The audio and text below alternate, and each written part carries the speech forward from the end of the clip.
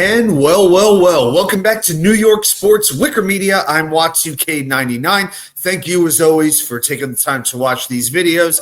So Major League Baseball teams are now starting to report to spring training in Florida and Arizona. Of course, the New York Mets pitchers and catchers have started to show up.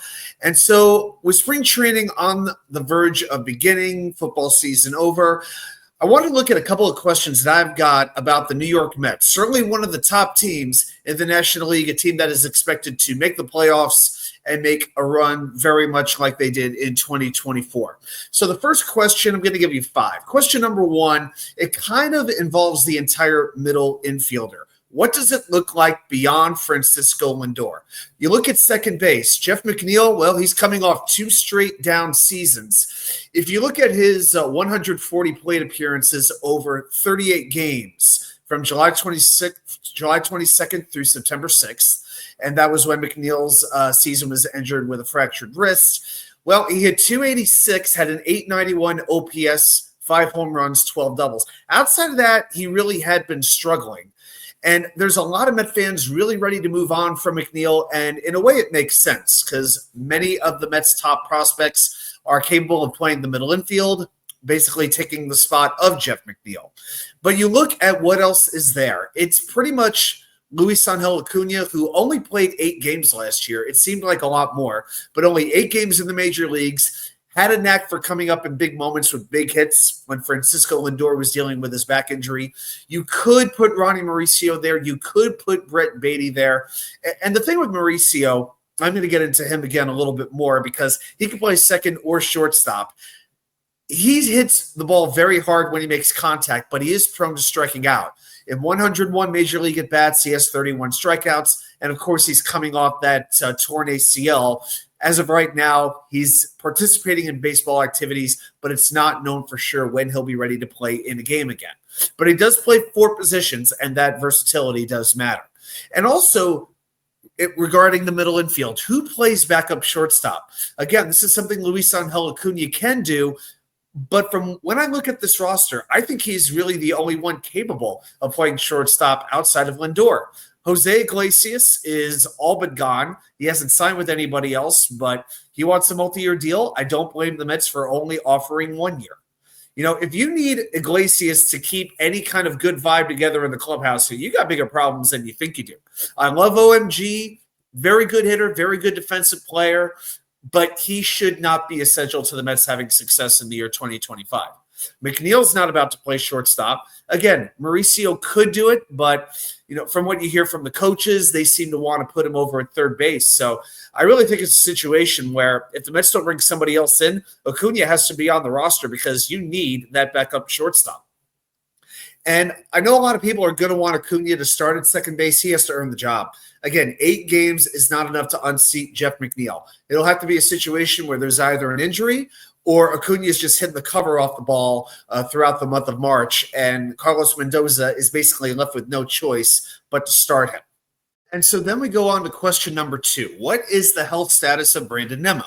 Now, thankfully, the Mets do have a very deep outfield now. You have Jose Siri and Tyrone Taylor in center field. Of course, they bring in Juan Soto at right field. And if you need them in a pinch to play in the outfield, you have Starling Marte.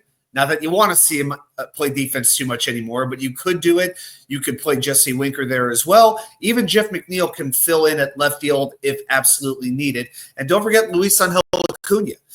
I've mentioned his name several times already in this video, and as versatile as he is, the scouting report on him says that his best defensive position is actually center field. So that's something to keep in mind. So it's a situation where as much as you want to see Nimmo's bat in the lineup, you don't have to rush him. And plantar fasciitis is a very tricky thing. If you're a Knicks fan, for instance, you remember when the Knicks traded to acquire Glenn Rice, and he was never right with the Knicks because he never got over that stupid plantar fasciitis issue. The plan right now is that Nimmo will be ready for opening day. Remains to be seen. But remember, the Mets have him under contract for 5 or 6 more years to come. It's not a situation where they want to be dealing with this for years and years down the road. So I would be smart with number 9. Question number 3, I'm going to go over to the pitching side of things. It's the health of Kodaisenga. He had 1 start last year. That was against Atlanta due to injuries to his shoulder, to his calf. And I think Met fans really do forget how high the upside of number 34 really is. In 2023, he was an all-star, finished 7th in the Cy Young voting, 2nd in Rookie of the Year. For his overall Major League career, regular season, has an ERA under 3, a whip of 1.2, which is pretty solid, 211 strikeouts to just 78 walks. That is a very impressive ratio. A lot of people talk about how the New York Mets need an ace. The team feels incomplete. The Mets, they should trade for Dylan Cease. They should trade for this guy. They should trade for Michael King in San Diego, which is not going to happen. I'll tell you what, Senga is pretty darn close to being an ace when he's healthy. Maybe he was rushed back from his calf injury into the playoffs because he did not look like the same pitcher. The frustrating thing with him is he really does seem to require the extra rest, which is very common in Japan where he pitched for so long. And I think Senga is one of the main reasons why the Mets are going to be going with a 6-man rotation. But remember, when Senga is right, he's one of the better pitchers in the National League. So let's see if he can get back to that. Actually, I think he can get back to that. The key is staying healthy.